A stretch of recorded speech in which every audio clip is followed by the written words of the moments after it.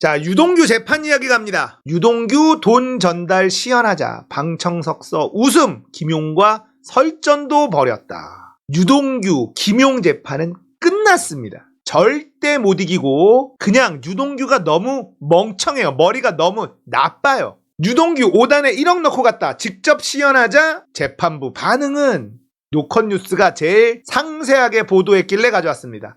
언론도 골라봐야 돼요. 아주 입맛에 맞게 기사 쓰는 애들이 너무 많아가지고 자, 유동규가 1억 원을 골판지 상자에 넣고 쇼핑백에 넣은 뒤 자신의 정장 안에 넣는 모습을 보여줬다. 하지만 정장 밖으로 봉투가 불쑥 튀어나온 다소 어색한 모습이 연출되자 법정 안에서는 웃음이 터져나왔다. 이를 지켜보고 있던 김용 전 부원장조차 웃음기를 보였다. 어떤 언론에서는 박장대소가 터졌다. 아, 내가 1억 원을 요런 상자에 넣고 쇼핑백에 넣어서 김용한테 줬고 김용이 자켓 안에다 넣고 이렇게 나갔다. 이거를 시연하는데 말도 안 되는 거야. 그렇게 어떻게 갖고 가나? 그러니까 박장대소가 터진 거예요. 그러자 재판부는 이번에 코트로 갈아입고 넣어보라고 요구했고 유 전 본부장이 이를 따라 시연했지만 쇼핑백은 이번에도 외부로 어색하게 드러났다. 재판부는 외부에서 다 인지할 수 있는 상황인 것 같다라고 말했다. 유동규가 3억 원을 들고 가는 모습도 시연했다. 3억 원이 든 골판지 상자를 쇼핑백에 담고 그 위에 쇼핑백을 덧대어 가져갔다며 당시 상황을 재현했다. 재판부는 자신들도 직접 들어보겠다며 직접 시연하기도 했다. 그러면서 재판부는 이렇게 3억 원을 들고 경기도청 앞을 걸어갔다는 것인가? 가져가는 것이 불가능할 정도의 무게이거나 힘든 상황은 아닌 것 같다. 자, 이렇게 얘기를 했다고 합니다.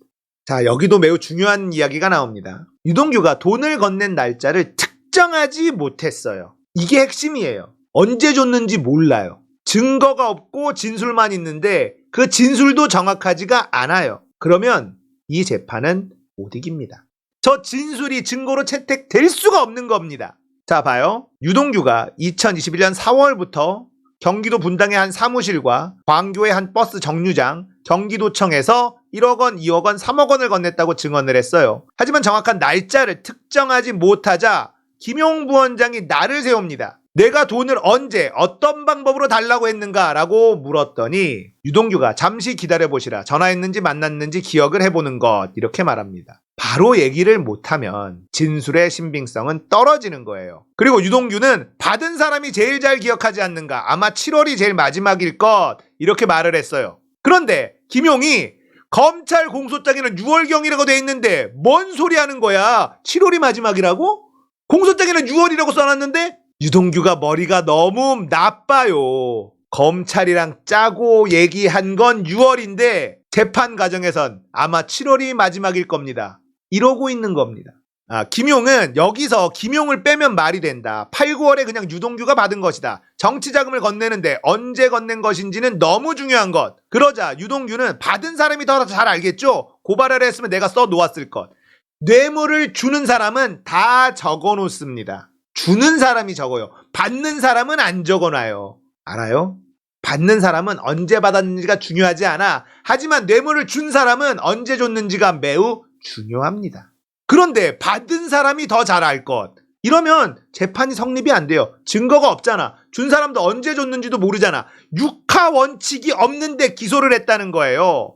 범죄 사실을 명확하게 증명하지 못했다는 건데 기소를 했다는 거예요. 이러면 검사놈들 다 감옥 보내야 된다니까. 누가 언제 어디서 어떻게 왜 무엇을 이게 공소장에 그대로 있어야 돼요. 왜냐하면 그래야 피고가 방어권을 행사할 수 있어요. 그런데 육하원칙도 완성되지 않은 상태에서 기소를 하면 피고는 방어권을 행사할 수가 없어. 그러면 이거는 재판이 성립이 안 되는 겁니다. 아시겠어요? 그런데 검사가 이걸 기소를 했다. 이거는 재판부가 기소를 받아주지 말았어야 되는 거예요. 공소장이 너무 허접하다. 육하원칙이 없다.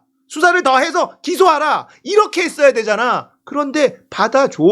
사법부도 문제가 있는 겁니다. 범죄 사실이 육하원칙에 따라서 명확하게 나와야지만 기소를 받아줘야 되는데 그렇지 않은 상태에서 기소를 받아준 사법부도 다 감옥 보내야 되는 거예요. 이건 기소를 거부했어야 돼요. 그런데 심지어 김용은 구속까지 됐어요. 정진상도 구속까지 됐습니다.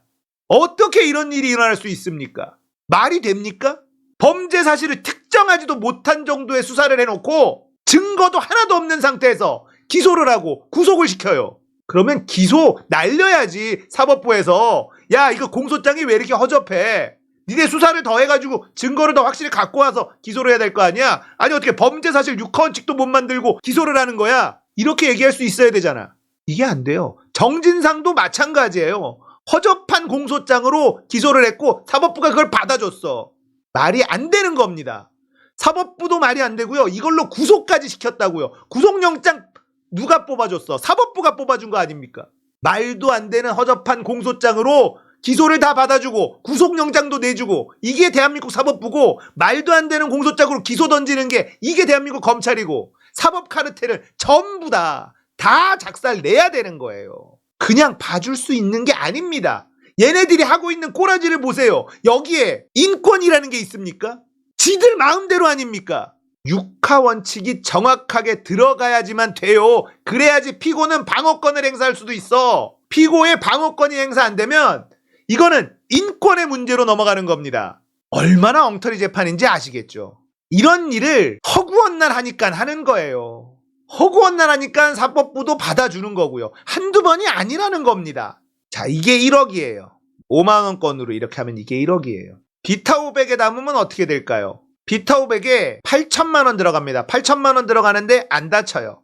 그래서 유동규도 비타500에 넣었다고 하지 않았습니다. 비타500보다 더 큰 골판지 박스를 가지고 왔다고 합니다. 그리고 재판에서 실제 현금 2억을 검찰이 준비했다고 합니다. 어떻게 담는지 보여주려고. 무슨 골판지 박스인지는 모르겠는데 그렇게 준비했다고 해요. 검찰에서 분명히 선거자금을 준 박스를 유동균의 집에서 발견했다라고 했잖아요. 그 박스입니까? 범행에 쓰인 박스입니까? 말 안 해요. 말 못하지. 걔 구라니까. 똑같은 박스입니까 그럼? 같은 종류의 박스입니까? 뭡니까? 검찰에선 같은 종류의 박스인가 이렇게 얘기를 해요. 그게 증거가 됩니까? 그게 증거가 돼요?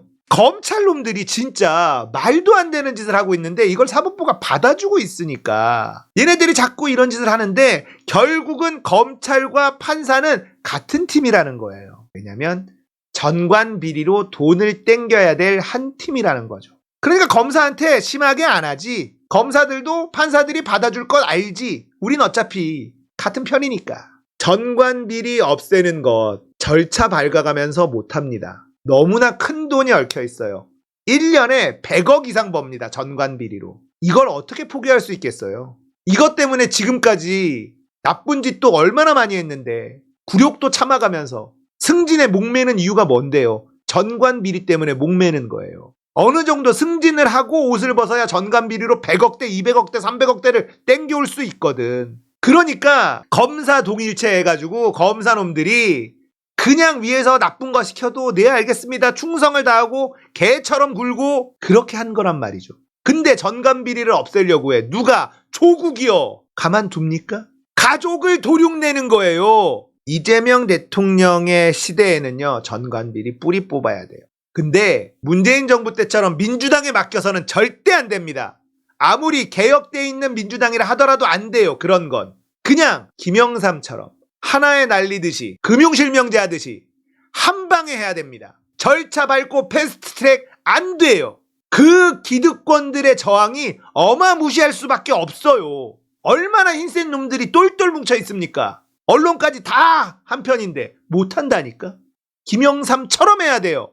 이런 기득권들이 꽉 붙잡고 있고 너무 간절한 거는 절차 밟아가면서 개혁할 수 없습니다. 금융실명제처럼 한 방에 아무도 모르게 어버버버 할 때 촥촥촥 진행해버려야 되는 거예요. 이재명은 꼭 명심했으면 좋겠습니다. 그렇게 생각해 주시기를 바랍니다. 그렇게 아니곤 개혁 안 됩니다. 자, 유동규, 김용 재판, 정진상 재판도 말도 안 되는 재판이 벌어지고 있다는 거 여러분들에게 제가 좀 잘 쉽게 설명했는지 모르겠습니다. 분노해야 됩니다. 조국 가족들의 재판, 그리고 이재명 측근들에 대한 재판, 전부 다 말도 안 되는 재판들이에요. 이거 외국에서 보면 한국에서 이런 일이 벌어질 수 있어? 비웃음거리 될 만한 일들이 아무렇지도 않게 마구 벌어지고 있어요. 그런데 언론이라는 것들은 이거에 대한 비판을 하기는커녕 동조하고 있는 공범놈들이라는 거예요. 똑같습니다. 조국을 죽이려 한 것, 이재명을 죽이려 한 것, 똑같은 이유에서예요. 기득권을 무너뜨리려고 하니까. 잘못된 기득권을 무너뜨리려고 한 죄 괘씸하다. 너희들 가족들 주변 지인들 다 죽어나갈 줄 알아라. 이거 아닙니까? 그렇지 않고서는 이렇게 무리한 재판, 말 같지도 않은 재판, 법을 잘 모르는 저 같은 사람들도 하나하나 조목조목 비판할 수 있는 이런 재판을 합니까? 딱 그거예요. 니들이 뭔데 우리 기득권을 무너뜨리려고 해. 이 괘씸죄입니다. 그러니까 이걸 버텨내는 게 쉬운 일이 아니라는 거예요. 정말 힘든 일을 우리가 맞닥뜨리고 있는 거예요. 저 거대한 기득권 카르텔이 풀스윙으로 풀파워로 때리고 있는 중이에요. 이걸 버티고 있는 게 조국 가족들과 이재명 대표라는 겁니다. 혼자서 못 버텨요.